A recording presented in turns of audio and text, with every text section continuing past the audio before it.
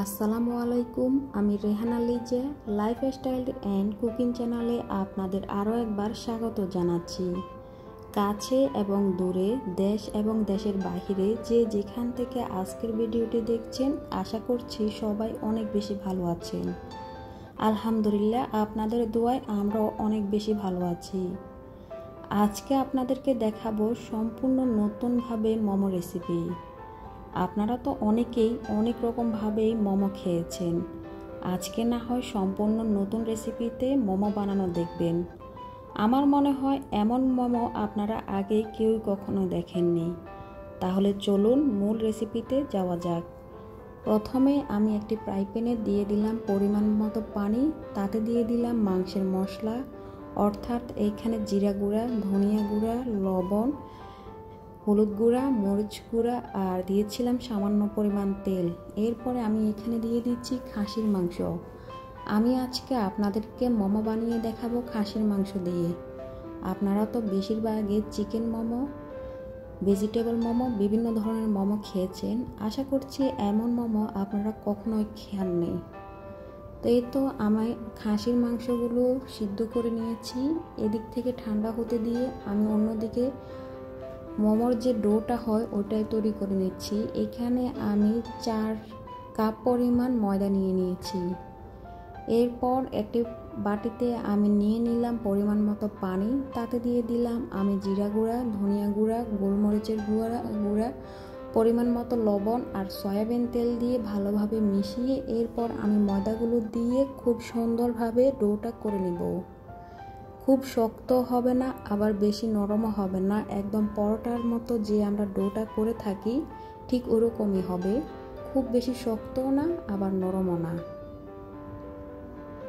একটু সময় নিয়ে আমি আস্তে আস্তে আটাটা করে নিচ্ছি। করে আমি আধা ঘন্টা 1 ঘন্টার জন্য রেস্টে রেখে দিব। আর এদিক থেকে আমার মাংসটাও খুব ভালোভাবে ঠান্ডা হয়ে গেছে। এখন আমি ব্লেন্ডারে খুব ভালোভাবে ব্লেন্ড করে নেব, একদম কিমার মতো করে নেব। এই তো আমার কিমাটা করা হয়ে গেছে।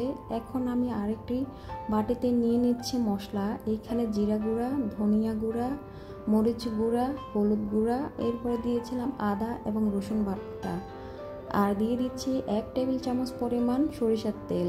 এরপরে দিয়ে দিচ্ছি আমি চাট মশলা। আর আমি এইখানে মশলার পরিমাণটা একটু কমিয়ে দিচ্ছি, কারণ মাংস সিদ্ধ করার সময় আমি তখন কিছু পরিমাণ মশলা দিয়েছিলাম। আর দিয়ে দিচ্ছি সাদা গোলমরিচ। এরপরে খুব ভালোভাবে মাংসগুলো মশলার সঙ্গে মিশিয়ে নেব।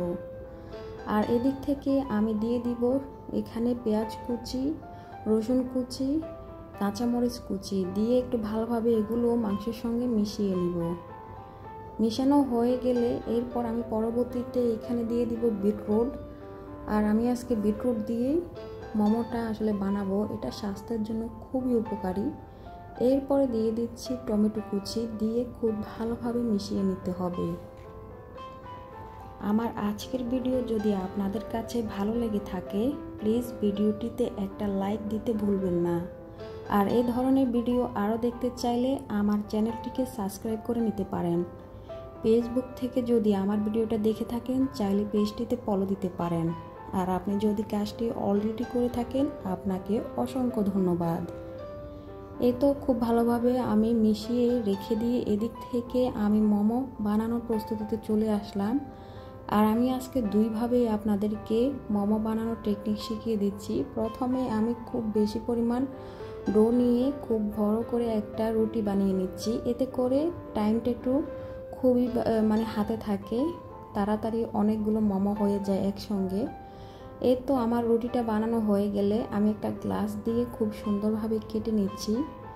আপনি মোমোটা কত বড় করে বানাবেন তার উপরে আসলে নির্ভর করবে আপনি কত বড় করে কেটে নেবেন। আমি এই পরিমাণে কেটে নিচ্ছি। কেটে আমি বাকি অংশটা রেখে দিচ্ছি।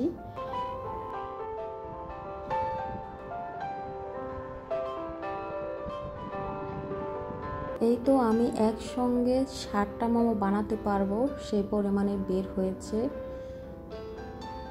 এখন আমি আগে থেকে সে রেডি করা কিমাটা মাঝখান বরাবর দিয়ে নিব, দিয়ে ভালোভাবে সিল করে নেব। আর আমি মোমোর শেপ এরকমই পারি, খুব ভালো মোমোর শেপ আমি আসলে দিতে পারি না। আমি এরকমটাই পারি, এর বেশি পারি না। আপনারা চাইলে বিভিন্ন ধরনের শেপ দিতে পারেন, বিভিন্ন ডিজাইন করতে পারেন। এই তো আমি একে একে সবগুলো মোমো বানিয়ে নিচ্ছি।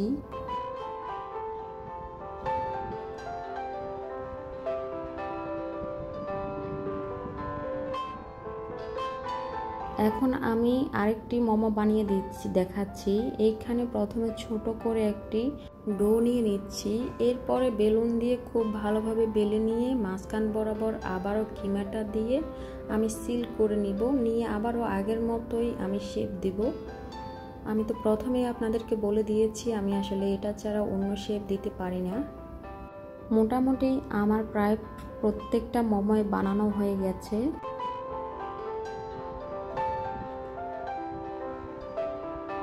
মোমোগুলো বানানো হয়ে গেলে আমি এখন চলে যাব মোমোগুলো স্টিম করতে। আসলে মোমো স্টিম করলে বেশি ভালো লাগে, তেলে ভাজলে খুব একটা বেশি ভালো লাগে না, আর স্টিম করলে স্বাস্থ্যের জন্য খুবই ভালো। তো এই তো প্রথমে আমি একটা হাঁড়ি বসিয়ে দিলাম, তাতে আমি পানি দিয়ে তো স্টিম করব যে পাত্রে ওইটা দিয়ে, এরপর আমি তেল ব্রাশ করে নিচ্ছি। এরপর আমি একে একে মোমোগুলো দিয়ে দিচ্ছি, আর একটু পাকা করে দিতে হবে, কারণ মোমোগুলো যখন সিদ্ধ হবে তখন এক একটা ডাবল হয়ে যাবে, এতে করে একটি আরেকটির গায়ে লেগে যাবে।